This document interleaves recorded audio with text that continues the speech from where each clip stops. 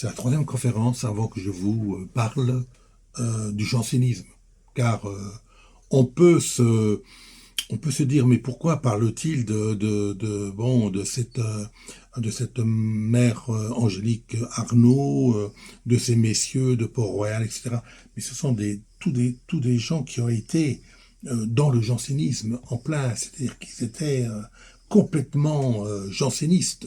Euh, ils voulaient, euh, ils voulaient rectifier un petit peu la théologie moderne et ils voulaient absolument asseoir le jansénisme comme comme une chose qui est parfaite.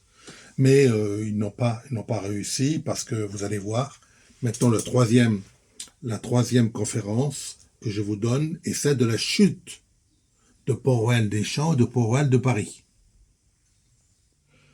À Port-Royal de Paris, les religieuses sont plus de 100. Donc après 1648, car 1648 c'est une période assez importante, car Port-Royal des Champs était ennobli et agrandi, donc les religieuses rentrent à Port-Royal des Champs. Alors les solitaires qui y sont doivent quitter les lieux et aller s'installer aux granges. Voilà. Donc en 1649, lui, Isaac le maître de Sassy, devient prêtre et devient très rapidement le confesseur des religieuses et des solitaires et des élèves. Maintenant la fronde 1648-1653. La fronde s'est abattue sur Port-Royal des Champs. Pas beaucoup, mais quand même. La tension est tellement forte entre avril 1652 et janvier 1653 que les religieux sont obligés de fuir à Paris.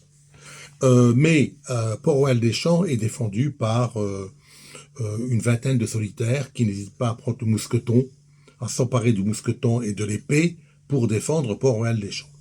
Maintenant, il faut dire que Port-Royal des Champs est défendu par la duchesse de Longueville et ainsi que de son amie Mademoiselle des Vertus, qui toutes deux ont un hôtel particulier à proximité du site. Donc la persécution n'ose pas s'abattre sur une communauté qui est quand même protégée par la duchesse de Longueville, qui, rappelons-le, est la cousine du roi Louis XIV. Mais Louis XIV est devenu bigot à la fin de sa vie, enfin au milieu de sa vie. Il s'est marié, il est déjà influencé par son confesseur, le père Tellier, qui est un jésuite. D'autre part, il est marié avec une bigote. Enfin, il y a beaucoup de gens qui vont m'en vouloir, mais bon, Madame de Maintenon, qui est sa deuxième épouse secrète en 1683, n'est pas, c'est une femme très austère. Et elle est quand même anti-janséniste à l'extrême. Donc, le roi est quand même très très mal disposé envers Port-Royal des Champs. Il veut la fin de Port-Royal des Champs. Voilà. Donc, la duchesse de Longueville, qui décède, il y a la paix de l'Église, bien sûr, entre 1669 et 1679. Port-Royal des Champs est plus ou moins relax. On n'attaque pas Port-Royal des Champs. Mais en avril 1679, la duchesse de Longueville décède. Et au mois de mai 1679, l'archevêque de Paris, Monseigneur de Harlay, descend à Port-Royal des Champs et il met fin aux novices, aux pensionnaires, aux petites écoles. Il y a plus de petites écoles là en 1679, mais il y a encore quelques maîtres qui sont par-ci par-là et quelques élèves. Donc il les dissipe. En plus, oui, son successeur, Antoine de Noailles. Lui, Antoine de Noailles, est plus disposé envers Port-Royal des Champs, il est plus disposé d'une façon positive envers Port-Royal des Champs. Et il demande même au roi de rétablir un noviciat, ce que le roi ne fait pas, bien sûr. Mais le roi veut absolument la fin de Port-Royal et la fin du jansénisme.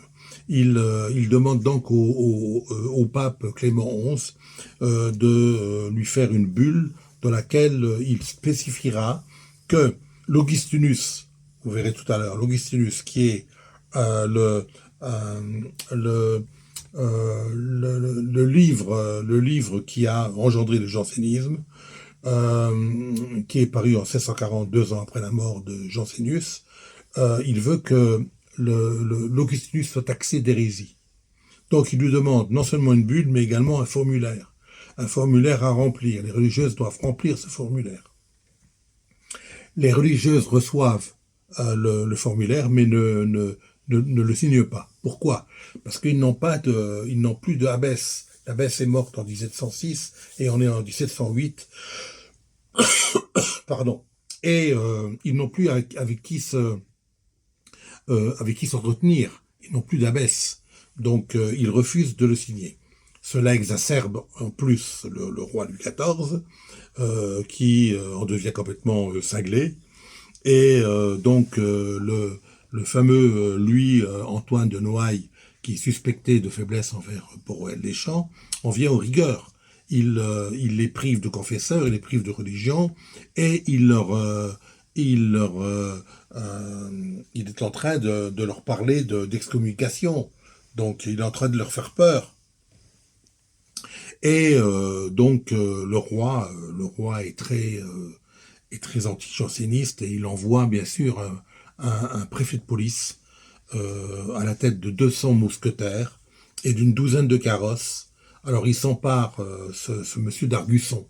Ce monsieur d'Argusson s'empare des papiers et place une à une les religieuses dans les carrosses. Direction Compiègne, Nevers, Nantes, Rennes, où ces pauvres religieuses, ces pauvres moniales vont rentrer en prison, pratiquement en prison.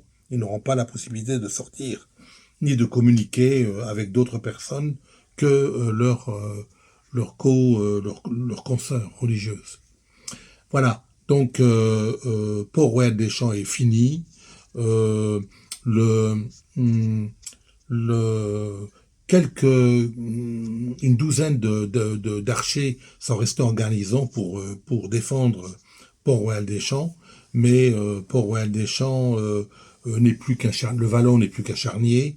Ces archers volent tout ce qui est à l'intérieur de l'abbaye et de l'église. Les tombes sont violées, et le site de Port-Royal des Champs devient un site appartenant aux Dames de Saint-Cyr jusqu'à la Révolution. Voilà, j'en ai terminé avec la troisième conférence. Je vous remercie de m'avoir écouté. C'est un petit peu long, un petit peu compliqué.